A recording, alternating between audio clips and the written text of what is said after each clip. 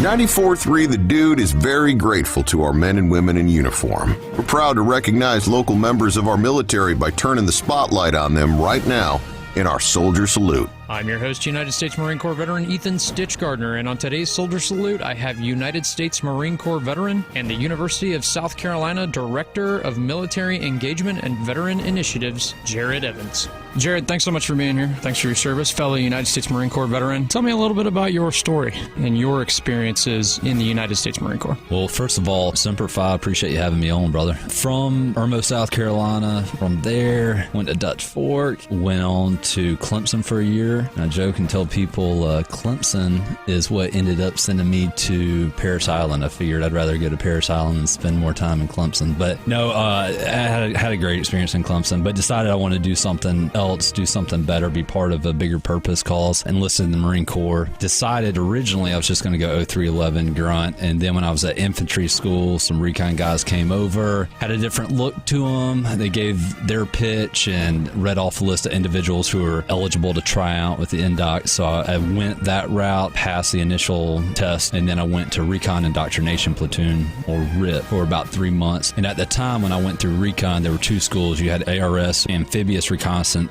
School on the East Coast up at Fort Story, Virginia Beach, and then you had BRC, Basic Reconnaissance Course, on the West Coast. So I went East Coast ARS, so spent some time up at Fort Story. I can't tell you how thankful I am looking back on it, going the recon route. The guys you're training with, you know you're training with top-notch guys, and you know what you did to get there once you actually make it to battalion, and everyone else did the same thing.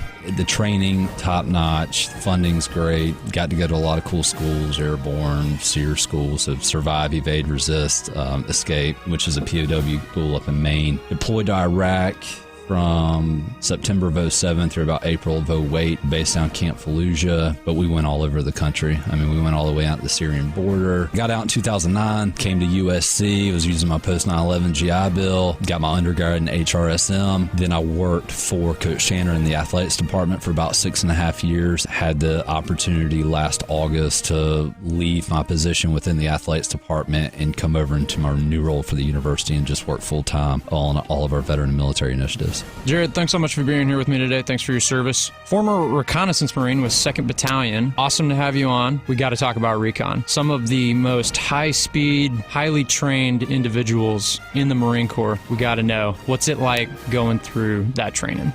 Pure hell. Pure hell. I was either going to fail or succeed, but I wasn't going to quit. And I was never going to tap out, to the extent where, you know, we'd be doing underwater crossovers in a pool, and I had one shallow water blackout, but it was that same mindset of, I'm not coming up for air. You're either going to make it to the end of the pool or you're going to black out, but you're not coming up for air. And so that mindset is what got me through 3 months of Recon Indoctrination Platoon, which was nothing but a haze fest. You had a bunch of recon guys who had gotten off deployment and were waiting to separate out. And they were the ones who conducted all that training. It was a 3-month haze fest, and I figured if I made it through that, I can make it through ARS, Amphibious Reconnaissance School, up at Fort Story, and it worked. They did. While it was a 3-month haze fest, you learned a lot, they trained us a lot, and they were very good at getting us mentally and physically prepared for ARS. The majority of the guys who dropped in RIP as opposed to ARS. But yeah, I mean, the unit working with those guys, it was incredible. Highly skilled, highly trained, highly dedicated. The schools we got to go to, the courses we went through, the shooting packages. Now, one of the things you take for granted, because I love to shoot, pistols, rifles, whatever. One of the things you take for granted is how much ammunition you have at your disposal. Where it's like, hey, you want to put your M4 on auto and just see who can hold the tightest grip, and you're just dumping mags downrange. Nowadays, if someone asked me to do that, I'd be like, are you out of your mind? And how much is 5.56? Ammo's expensive, man. I can't do that. Yeah, I can't afford this. Jared, thanks for being in here with me today. Thanks for your service. The Student Veterans Association of the University of South Carolina is putting on a 5K coming up on November 10th.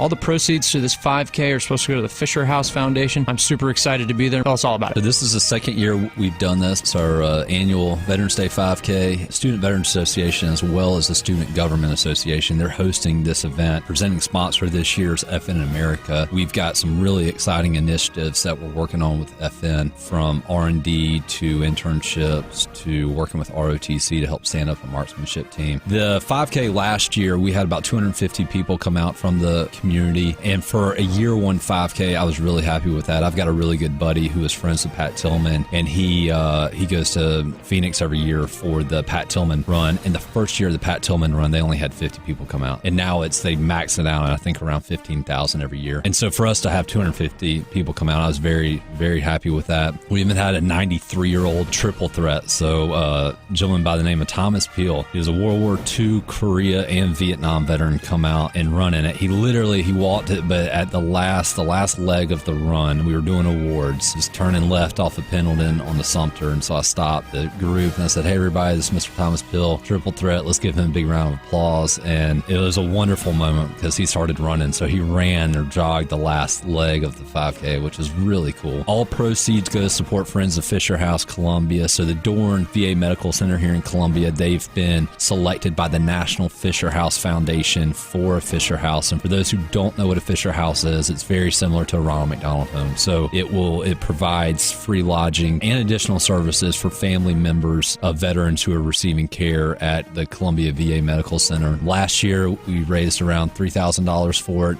and this year I'm hoping we blow that number out of the water. I'd like to double both the number of runners as well as the proceeds that we'll eventually donate to Friends of Fisher House. Run, ruck, walk. So bring your babies, bring your rucksack, whatever you want to do. We want it to be fun, interactive, engaging. We've got some really cool surprises for people that participate in it. Very interactive. Me and my co-director, Brooks Herring, a student vet, Navy vet at USC, and he's the one that really designed the route.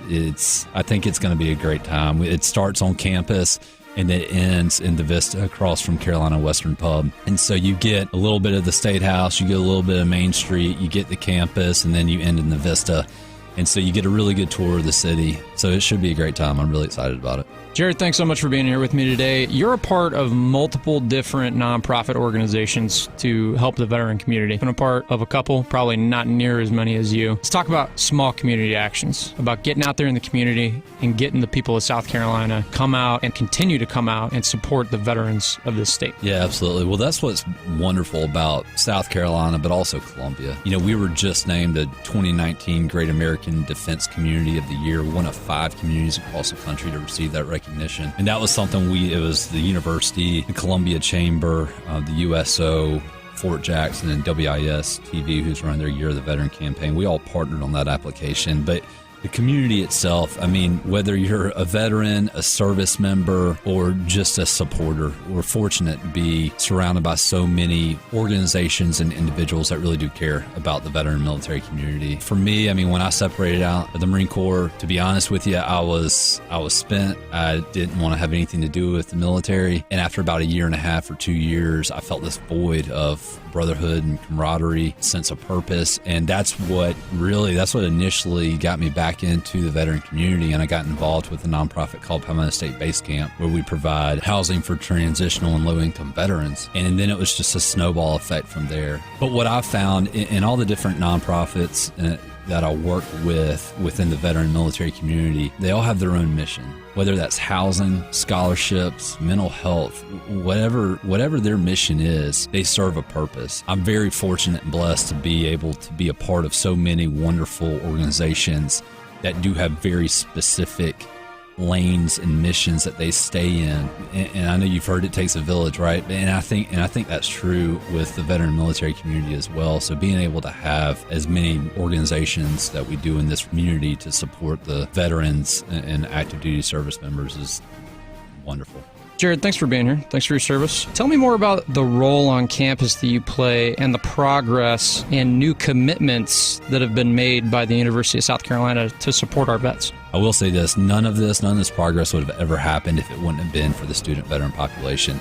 Now, I came through as a student vet back in 2009 at USC, so I lived it, I experienced it, and when I came through in 2009, I mean, we literally had one person on campus whose sole role was to certify benefits. That was it, right? I would say we're light years ahead of where we were then. I really didn't get too involved until about 2016 when I became the university advisor for the Student Veterans Association, then went on to get involved with the creation of the Veteran Alumni Affinity Group, and I didn't even start my new position until a year ago. But just in the last year, the Veteran Alumni Council has created a scholarship for veterans that isn't specific to a certain branch. It isn't preferential to a certain branch. So that's really exciting. They're actively fundraising for that. Our PMBA, our professional MBA program, has partnered with Parris Island and the Marine Corps Air Station. So they're literally on base down there in the Beaufort region. That's a wonderful achievement, because the idea that you can be in Beaufort and get your MBA through USC, who's got the #1 international MBA program, and stay in Beaufort. You're not driving to Columbia. You're using whatever VA benefit you want to pay for your education. So you're not coming out of pocket, and you're not having to travel, and you're getting your MBA knocked out. That's a really exciting initiative. I think years from now we'll see substantial growth. We've completely revamped our onboarding process for our student veteran population. So we now have a 2-hour breakout session where myself and Chris Mobley, who's the associate registrar for veteran enrollment services on campus, we run that. That I think has made a lot of difference. Just to be able to sit down with the veterans and military students and talk to them and just give them all the information, all the resources they need on the front end, something we weren't doing historically as a university. We eliminated the readmission fee for students if they have to leave on military orders. We aligned our active duty military tuition rate with tuition assistance, which is huge for that community. And then we've also, something that doesn't sound like a lot, but we completely revamped our website. For the longest time, it was very outdated and wasn't veteran specific or military specific. And now it's just beautiful. It's forward facing. It gives you all the information and content you could possibly want. And so we've made a lot of progress. We still have a ways to go, and we have some very exciting initiatives in the pipeline, from the idea of a veteran and military center of excellence that would serve as essentially a one-stop shop location on campus for all of our veterans and military affiliated students, which we have about 2,000 of. We've partnered with the Citadel, and we also have partnered with the Deputy Director of Human Performance with the Office of Secretary of Defense. And that is something from a military readiness perspective, as well as on the back end doing research with veterans on campus. That's something I'm really excited about. Those two initiatives alone, I think, will be game changers for USC and the level of service delivery, academic programming, research initiatives, community outreach, opportunities with mentorship. In fact, we have something called Corridor to Possibilities, where we've partnered with the junior ROTC departments at Lower Richland and Eau Claire, and we have veterans and cadets going out to this population and working with them holistically. So there's a social, academic, and physical component to this program. That's something I'm really excited about as well. But I'm very fortunate to have been surrounded by Candace Terry, who's the president of the Student Veterans Association, Brooks Herring, who's been involved since day one, going back to 2016, James Hull. There's several other individuals. If it wouldn't have been for the student vets back in 2016, essentially kicking the door down and saying, hey, got to step up our level of commitment. We as a university need to step up our level of commitment. I don't think I'd be here talking to you right now about this stuff. So my hat's off, and again, all credit goes to the student vet. So it's a joy to work with them every day. Jared, awesome to have you here today. Tell me about all the experience and success that you've had with the Southeastern Corridor Defense Initiative. We love acronyms in the military, but that thing is so long, man. That's just so long.